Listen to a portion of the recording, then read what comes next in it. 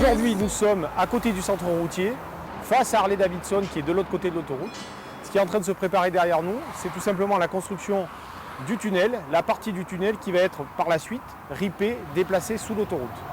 La nécessité de cet ouvrage, c'est en fait de relier les 400 hectares de zone d'activité qu'on a derrière nous aux 40 hectares qui sont en préparation de l'autre côté, la zone d'activité de la grande pièce, le parc d'activité de la grande pièce. En plus de cette liaison interzone d'activité, on a en plus un intérêt pour les gens qui sont notamment à l'est de l'agglomération, qui travaillent sur cette zone nord qui représente un pôle d'emploi important, donc de passer vers de ce côté-là, sous l'autoroute A20, sans passer par les lunettes qui sont de plus en plus saturées.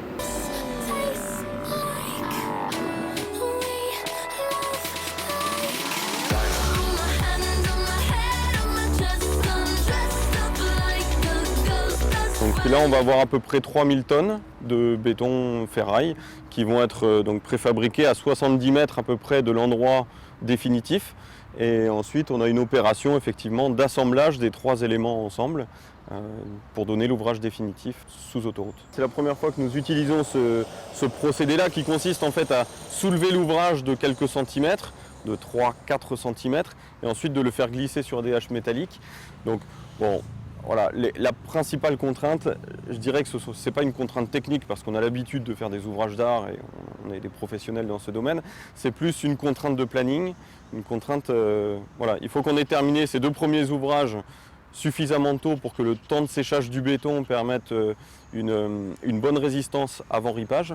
Et la contrainte de l'autre côté est aussi une contrainte de temps puisque le béton doit avoir également une résistance suffisante pour permettre de faire une déviation de l'autoroute pendant la phase de ripage. Alors le calendrier aujourd'hui il est très serré. Aujourd'hui on est en préparation coulage, ce qu'on appelle en termes techniques des pieds droits, c'est-à-dire les côtés du pont. Jusqu'à mi-août on aura coulé tous les tabliers, c'est-à-dire le dessus des ponts, préparer ensuite l'étanchéité, qu'on soit prêt à déplacer cet ouvrage. Et le 25 septembre au soir, à partir de 20 h, l'autoroute sera déviée par l'ouvrage qui est actuellement en construction devant Harley-Davidson. Donc sur 2 voies, une voie dans chaque sens, limitée à 50 km/h, donc des perturbations de circulation très importantes. Donc dès 20 h, les pelles vont rentrer en action, enlever les 12 mm3 de remblai pour faire la place pour mettre le tunnel.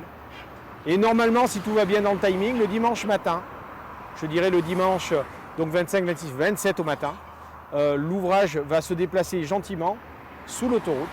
Et ensuite viendront procéder donc la fin de l'étanchéité, la mise en place des remblais et le revêtement définitif de l'autoroute qui devrait permettre donc normalement de remettre la circulation normale dès le mercredi matin à 6 h.